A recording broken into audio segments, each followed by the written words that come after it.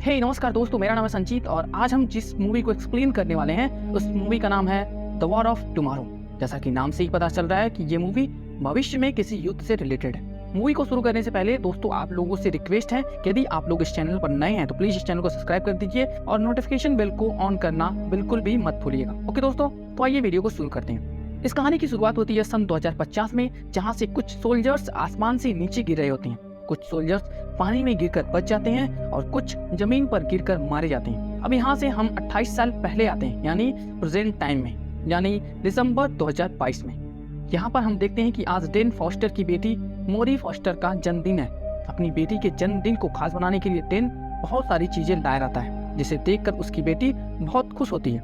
उसके घर में पार्टी का माहौल था। यहाँ पर डेन की पत्नी दिल से कहती है कि उसके पिता ने अपनी ग्रैंड डॉटर का जन्मदिन विश करने के लिए उसे एक ग्रीटिंग कार्ड भेजा है।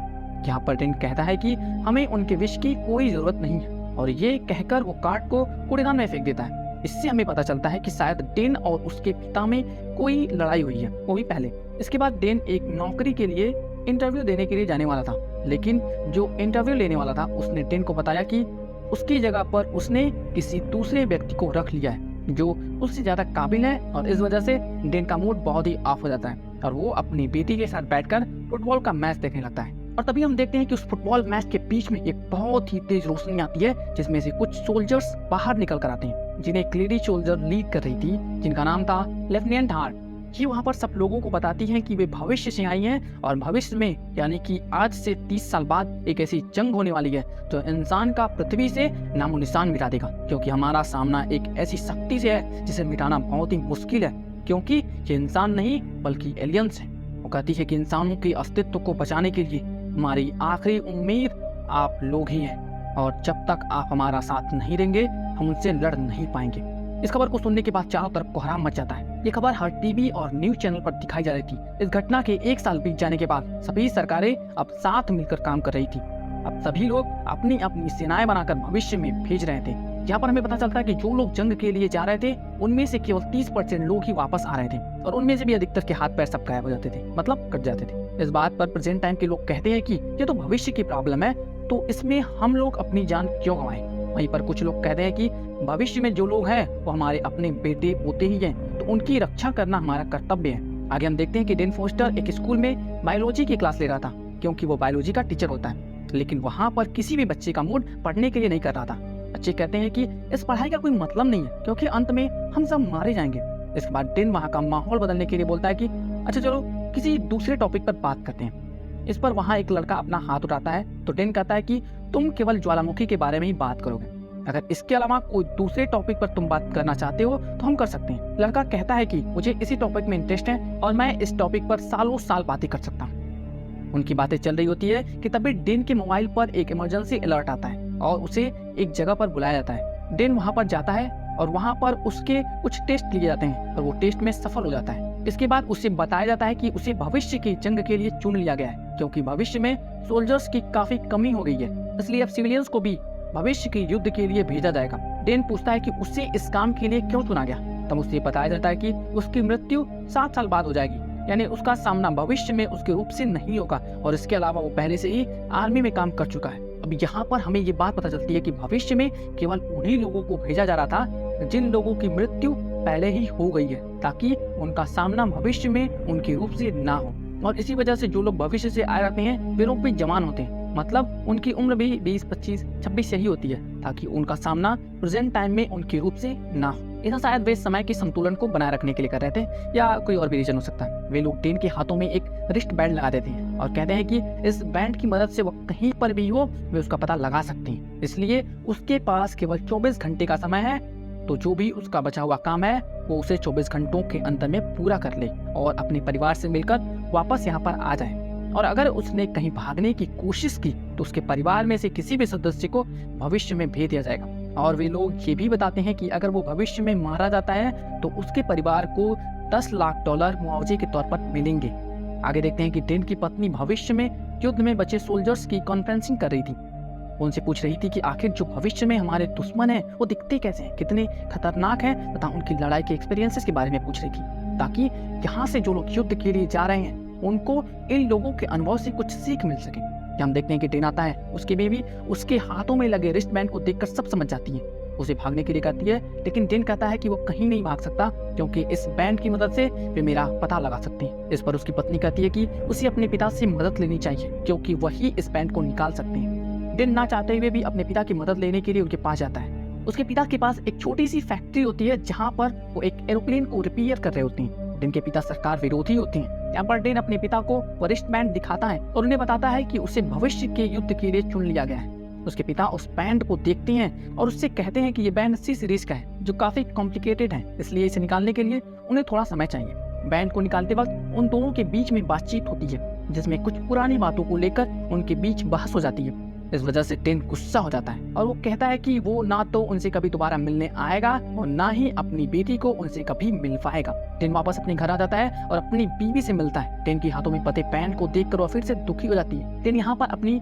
बीवी को समझाता है कि उसे जंग पर जाना ही होगा क्योंकि अगर हमें अपने बच्चों को सुरक्षित रखना है तो हमें भविष्य की जंग को जीतना ही होगा। इसके बाद वो अपनी बेटी मूरी के पास जाता है और उसे कहता है कि उसे 7 दिनों के लिए कहीं पर जाना है। उसकी बेटी समझ जाती है कि वो जंग पर जा रही है, इस वजह से वो रोने लगती है।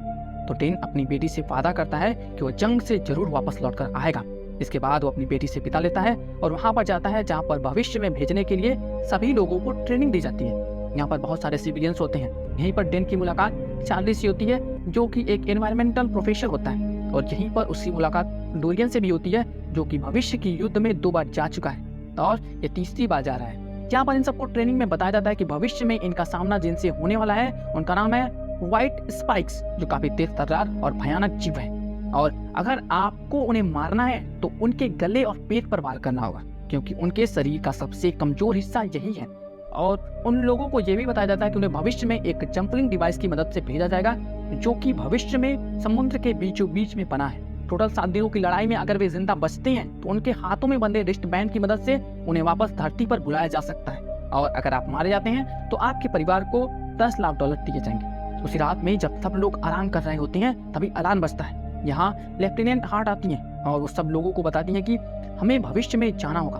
तब डेन उनसे पूछता है कि हम लोग तो भविष्य में 7 दिन बाद जाने वाले थे, अभी क्यों जा रहे हैं? तब लेफ्टिनेंट हार्ट उन्हें बताती है कि भविष्य में हमारे एक रिसर्च सेंटर पर हमला हुआ है और अगर ये रिसर्च सेंटर बर्बाद हो गया तो हम कभी ये युद्ध नहीं जीत सकते। इस वजह से आप सब लोगों को तुरंत भविष्य में जाना होगा और उस रिसर्च सेंटर को बचाना होगा।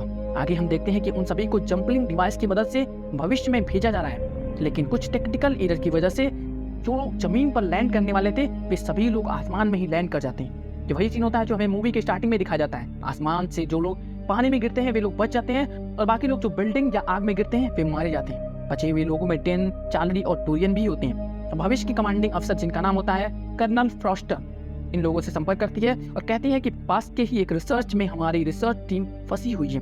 हमारी बचाव टीम वहां पर उन्हें लेने के लिए गई थी मगर अभी तक उनका कोई भी मैसेज नहीं आया है। तो हम चाहते हैं कि आप सभी लोग उस रिसर्च सेंटर पर जाकर हमारी टीम से संपर्क करें और रिसर्च टीम को बचाएं।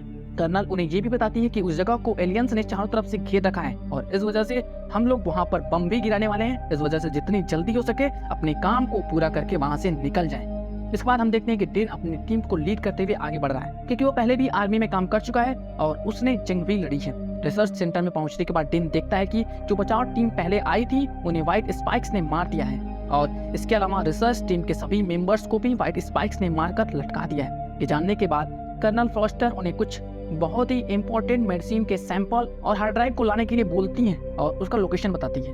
वे लोग वहां पर जाते हैं, हार्ड ड्राइव और मेडिसिन के सैंपल को कलेक्ट करते हैं। जब वे रिसर्च सेंटर से बाहर निकल रहे होते हैं तभी एलियंस उन पर हमला कर देती हैं। किसी तरह वे एलियंस को मारते हुए रिसर्च सेंटर से बाहर निकलते हैं। इस दौरान उनके कई साथी जख्मी हो जाते हैं। आगे कर्नल फ्रॉस्टर उन्हें बताती है कि वे लाल धुएं वाले एरिया से दूर रहे क्योंकि यहीं पर बम और मिसाइलें गिराए जाएंगे, लेकिन चारों तरफ से रास्ता बंद था और बाहर निकलने का रास्ता उसी तरफ से था। इस वजह से वे लोग लाल धुएं वाले रास्ते से ही बाहर निकलने की कोशिश करते हैं। तभी उन्हें बचाव दल के सोल्जर्स भी दिखाई देते हैं जो उनकी तरफ उन्हें बचाने के लिए आ रहे थे। ये देखकर वे लोग काफी खुश हो जाते हैं, लेकिन तभी एलियंस बचाव दल पर हमला कर देते हैं और उन सभी को मार देते हैं। किसी तरह से डेन और उनकी टीम एलियंस को मारते हुए एक टनल में आ जाते हैं, लेकिन एलियंस उनका पीछा नहीं छोड़ते हैं। यहाँ पर उनकी टीम के 2 सदस्य उनसे कहते हैं कि इस तरह से एलियंस को हम नहीं रोक पाएंगे और हम सभी मारे जाएंगे, इसलिए तुम सब हार्ड ड्राइव और दवाइयों के सैंपल को लेकर यहाँ से निकल जाओ और हम लोग इन एलियनों को यहीं पर रोकते हैं। डेन और उसके कुछ साथियों को मजबूर होकर वहां से जाना पड़ता है क्योंकि दवाइयों को बचाने का यही एक रास्ता था। उसके बाद हम देखते हैं कि जो मिसाइल गिराने वाली टीम थी वो भी वहाँ पर पहुँच जाती है और वो वहाँ पर मिसाइल गिरा देती है, जिससे वाइट स्पाइक्स जो डेन और उसकी टीम का पीछा कर रहे थे वे सभी मारे जाते हैं। मिसाइल गिराने की वजह से पूरा एरिया तबाह हो जाता है। केवल डेन, चार्ली और टोरियन ही इस हमले से बच पाते हैं। जब डेन को होश आता है तो वो देखता है कि अभी भी 140 घंटे का समय बचा हुआ है। इसके बाद डेन की मुलाकात कर्नल फ्रॉस्टर से होती है।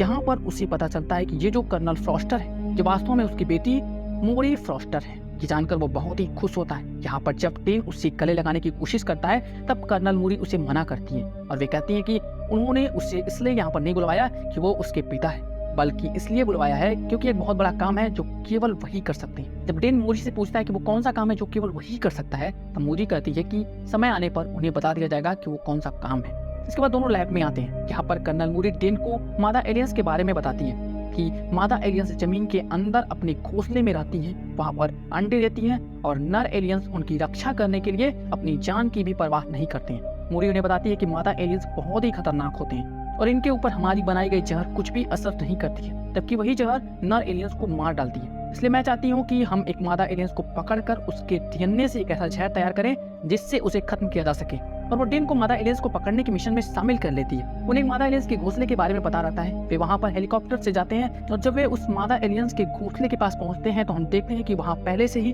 कुछ जवान उस मादा एलियंस को पकड़े हुए हैं। इस दौरान वो मादा एलियंस उन सभी को अपनी पूंछ से मारने लगती है, क्योंकि उसकी पूंछ से कुछ खतरनाक हथियार निकलते हैं जो काफी नुकीले होते हैं और बहुत ही खतरनाक होते हैं। ये देखकर कर्नल मोरी फ्रॉस्टर हेलीकॉप्टर से नीचे उतर जाती है और उस मादा एलियंस को पकड़ने की कोशिश करती है। इस दौरान मादा एलियंस उस पर भी हमला कर देती है और काफी जोर जोर से चिल्लाती भी है। उसकी आवाज को सुनकर जो मेल एलियंस थे वे उस घोंसले की तरफ दौड़ लगा देती हैं। जब एक एलियन उस घोंसले में घुसने वाला होता है तभी डेन हेलीकॉप्टर से नीचे कूदकर उस एलियन को मार देता है और वो भी उस घोंसले में घुस जाता है और फिर किसी तरह से वे सभी मिलकर उस मादा एलियंस को पिंजरे में डाल देते हैं और हेलीकॉप्टर की मदद से उसे बाहर ले जाने लगते हैं। लेकिन उसके शोर को सुनकर चारों तरफ से मेल एलियंस आ जाते हैं और उन सब पर हमला कर देते हैं। एलियंस को मारते हुए डेन और कर्नल मोरी किसी तरह एक गाड़ी में बैठकर एक सेफ लोकेशन पर पहुंच जाती है। यहाँ पर मोरी अपने फ्लेयर गन से अपनी लोकेशन भेजती है ताकि रेस्क्यू टीम आकर वहां से उन्हें पिक कर ले। इसके बाद मोरी डेन से पूछती है कि जब उसने उनसे वहां पर हेलीकॉप्टर में रुकने के लिए बोला था तो वे नीचे क्यों उतरे। इस पर डेन कहता है कि वो अपनी बेटी को बचाने के लिए नीचे उतरा था। तब मोरी डेन से पूछती है कि वे उस समय कहाँ थे जब उनकी बेटी को उनकी सबसे ज्यादा जरूरत थी। वे उसे क्यों केवल 12 साल की उम्र में ही छोड़कर चले गए थे। डेन को इस बात पर विश्वास नहीं होता है कि वो अपनी बेटी को कभी छोड़ सकता है, लेकिन मोरी ने उसे बताया कि उसने ऐसा ही किया था। तभी वहाँ पर रेस्क्यू टीम आ जाती है और उन्हें हेलीकॉप्टर से लेकर डीप स्वेल 9 लेकर जाती है। ये एक ऐसी जगह थी जो समुद्र के बीचों बीच बनाई गई थी। उसके चारों तरफ से एक डैम बनाया गया था ताकि व्हाइट स्पाइक उसके अंदर ना आ पाए। यहाँ पर हम देखते हैं कि जो मादा स्पाइक जो इन्होंने अभी भी पकड़ा था उसको बड़े बड़े जंजीरों में जकड़ रखा है ताकि वो वहाँ से भाग ना पाए। इसके बाद हम देखते हैं कि कर्नल मोरी उस फीमेल एलियन के डीएनए से टॉक्सिन बनाने की कोशिश कर रही है। तभी वहाँ पर डेन आ जाता है और वे दोनों आपस में बातें करने लगते हैं। डेन उससे मरने से पहले अपनी जिंदगी के बारे में भी पूछता है कि उसने मरने से पहले कैसे जिंदगी जी थी। मोरी उन्हें बताती है कि जब वे उन्हें छोड़कर गए थे तो उसके बाद वो उनसे अंतिम बार हॉस्पिटल में मिली थी जब उनका एक्सीडेंट हुआ था और वे अपने अंतिम सांसें ले रहे थे। उसने ये भी बताया कि उसकी आंखों के सामने ही उन्होंने दम तोड़ा था। ये सब सुनकर डेन काफी इमोशनल हो जाता है। तो डेन उसकी हेल्प करने के लिए कहता है। इस पर मोरी कहती है कि ये काम केवल एक ही आदमी का है और वो डेन को बताती है कि उसका डीएनए इतना कॉम्प्लिकेटेड है कि उसको टॉक्सिन बनाने के लिए उसे कम से कम हजारों प्रैक्टिकल करने पड़ेंगे, तभी जाकर एक परफेक्ट टॉक्सिन बन सकती है। इसके बाद वो डेन को जाकर आराम करने के लिए बोलती है। डेन के जाने के बाद वो रात भर परफेक्ट टॉक्सिन बनाने की कोशिश करती है। कभी उसके डीएनए का नमूना 50% मैच करता है, कभी 60%। वो उन सभी पर हजारों टेस्ट करती है, लेकिन अभी भी मोरी को कोई परफेक्ट टॉक्सिन नहीं मिल पाता है। अब शुरुआत होती है 7वें दिन की, जहाँ पर डेन और उसके साथियों को आज वापस लौटना था। डेन आखिरी बार अपनी बेटी से मिलने के लिए वहाँ पर आता है और डेन यहाँ पर मोरी से पूछता है कि उसने उसे आखिर किस खास काम के लिए यहाँ पर बुलाया था। तब मोरी उसे कहती है कि अगर वो टॉक्सिन बनाने में कामयाब हो जाती है तो आपको इस टॉक्सिन को लेकर अपने समय में जाना होगा और वहाँ पर इसकी बहुत बड़ी मात्रा में इसका निर्माण करवाना होगा, क्योंकि आपके समय में संसाधन है जबकि हमारे समय में सारे संसाधन नष्ट हो गए हैं। इस पर डेन मोरी से पूछता है कि तो इसके लिए उसने उसे क्यों बुलाया, ये काम तो कोई दूसरा भी कर सकता है। इस पर मोरी कहती है कि वे उसके पिता हैं और केवल वो अपने पिता पर ही विश्वास कर सकती है और इसके अलावा किसी दूसरे पर कभी भी विश्वास नहीं कर सकती। बातों ही बातों में उन्हें फाइनली 100% डीएनए टॉक्सिन मिल जाता है। वे खुश हो जाते हैं, लेकिन ये सारी चीजें वहाँ पर बंधी मादा देख रही थी। वो समझ जाती है कि इन सबको हमें मारने का तरीका मिल चुका है। इस वजह से वो जोर जोर से चिल्लाने लगती है और उसकी आवाज को सुनकर चारों तरफ से नर एलियंस आने लगती है। एलियंस हजारों की मात्रा में उस जगह पर हमला कर देती हैं। उस जगह की रक्षा करने के लिए मिलिट्री भी उन पर ढेरों फायरिंग करती है, लेकिन उनका उन पर ज्यादा असर नहीं पड़ता है। मोरी और डेन को किसी तरह से उस टॉक्सिन के सैंपल को बचाना था, ताकि सैंपल को डेन के साथ वापस भेजा जा सके। सैंपल को बचाने के लिए वो एलियन को मारते हुए हेलीकॉप्टर की तरफ जाते हैं, ताकि वे वहां से एक सेफ लोकेशन पर चले जाएं। लेकिन एलियन हेलीकॉप्टर को नष्ट कर देते हैं। इसके बाद मोरी डेन को वो टॉक्सिन दे देती है और कहती है कि जैसा मैंने कहा था वैसा ही करिएगा। तभी एक मेल वाइट स्पाइक आकर मोरी को पकड़ लेता है। मोरी को बचाने के लिए डेन आगे बढ़ता है और मोरी का हाथ पकड़ लेता है, लेकिन मोरी अपने पिता का हाथ छुड़ा लेती है ताकि उन्हें कुछ ना हो। अपनी बेटी को नीचे गिरता देख वो भी उसकी तरफ जंप कर देता है, लेकिन उसका 7 दिन का समय पूरा हो चुका था। इस वजह से वो वहां से गायब होकर वापस धरती पर आ जाता है। कैसा इतना बड़ा था कि वो अपने हाथ में पड़े बोतल को छोड़ता ही नहीं है। डेन को हॉस्पिटल लेकर जाया जाता है। वहां पर उससे लेफ्टिनेंट हार्ट पूछते हैं कि ये बोतल किस चीज की है, तो डेन उनसे कहता है कि ये वही टॉक्सिन है जिसकी मदद से हम सभी एलियंस को मार सकते हैं। इस वजह से आप इसका मास प्रोडक्शन करवाइए और जल्द से जल्द इसे भविष्य में भेजिए। लेकिन हार्ट कहती है कि जंपलिंग पूरी तरह से नष्ट हो गया है और अब हम भविष्य में कोई भी चीज नहीं बेच सकते। हम ये युद्ध हार चुके हैं। इसके बाद हम देखते हैं कि डेन थका हारा वापस अपने घर पहुंचता है और जब वो वहां पर अपनी बेटी को देखता है तो उसे गले लगा लेता है और उससे कहता है कि वो उससे काफी ज्यादा प्यार करता है और वो उसे छोड़कर कभी नहीं जाएगा। रात में हम देखते हैं कि वो अपनी बेटी के पास में ही बैठा हुआ है और सोचता है कि अगर हम एलियन को धरती पर ही हमला करने से पहले ही उसे मार दें तब शायद भविष्य में इंसानों का अस्तित्व बच सकता है। इसके बाद डेन डोरियन के पास जाता है और वो डोरियन से पूछता है कि क्या तुम्हारे पास अभी भी उस एलियन की निशानी है जो तुम हमेशा अपने पास रखते थे। तो डोरियन कहता है कि हाँ, मेरे पास उसके नाखून अभी भी है। इसके बाद वे दोनों उस नाखून को लेकर चार्ली के पास जाते हैं जो कि एनवायरमेंटल साइंटिस्ट होता है, और जब वो उस नाखून को जूम करके देखता है उसे पता चलता है कि इसके नाखूनों पर किसी ज्वालामुखी की राख है और ये राख चाइना में फटी ज्वालामुखी की राख हो सकती है। तब डेन उससे कहता है कि इसका पहला हमला तो रूस में हुआ था, तब इसके नाखूनों पर चाइना के ज्वालामुखी की राख कैसे हो सकती है। तो इसके बाद चार्ली कहता है कि इसके बारे में केवल ज्वालामुखी एक्सपर्ट ही बता सकते हैं। तो डेन को अपने क्लास का वो लड़का याद आ जाता है जो हर वक्त केवल ज्वालामुखी के बारे में ही बात करता था।